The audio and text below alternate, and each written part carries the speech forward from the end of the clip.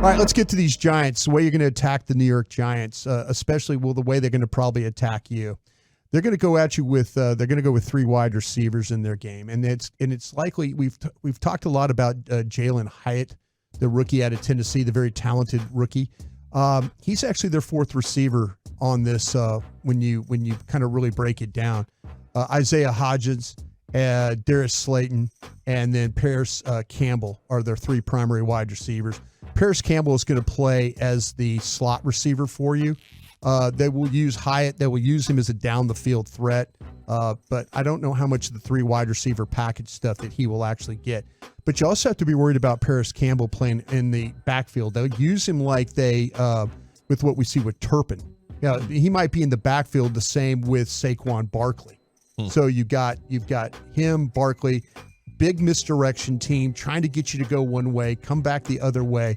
So you're going to see that. But the way I think they're going to play this is they're going to play it with 4 wide receivers. I think you're going to see some Sterling Shepard as well. So 5 guys really going at it. But the primary guys you're going to have to deal with is Hodgins, who they got from Buffalo, Slayton, who has been there. He was a 5th-round pick. And then Paris Campbell, who they got from the Colts. And then Jalen Hyatt, as they drafted from Tennessee. They're a little bit of a mess at the right guard spot. They're kind of going a little bit by committee here. It's not really set in stone.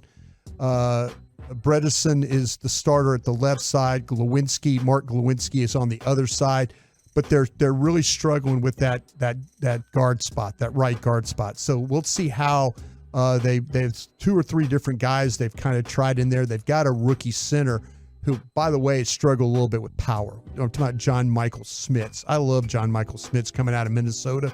I know, Wolchuk, you did as well. But he struggles a little bit with power. It's a really, really good athlete. But in these games, he hasn't been able to stay as connected in some of these opportunities that he's got. So keep an eye on that. Can the Cowboys take advantage of what's going on inside with the Giants? And, can they, with their defensive tackles, with Hankins and then with Osa and maybe some Mozzie Smith in there, but they're going to see if you can take advantage of what is happening with the 3 inside players. If you're going to go after one of their offensive tackles, it's Evan Neal is the one you do. Andrew Thomas, when they start to talk about the better tackles in the league, Andrew Thomas, who is their left tackle, he is one of the better ones in the league. He's just developed that way. So, that's good for the Giants in that regard. But Evan Neal on the other side, I think, is where in this game. Now, I'm going to ask you guys a question here real quick. In this game, would you want Tank to be better as a rusher or playing the run?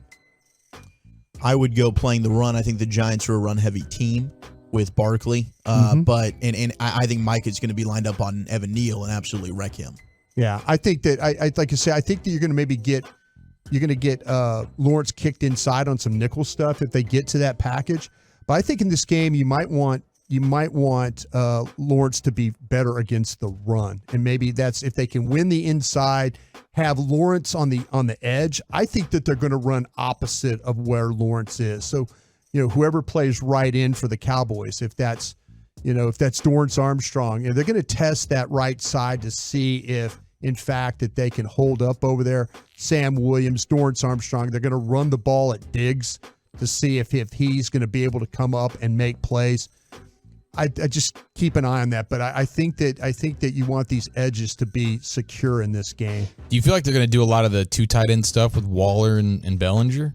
I kind of feel like it's going to be more to me, I think that they want to try and protect Daniel Jones in this football game, and I don't think they want to get into some long yards where they're going to run the ball against Dallas. What I've seen the last couple of times I went back and watched those games, ball on edge more.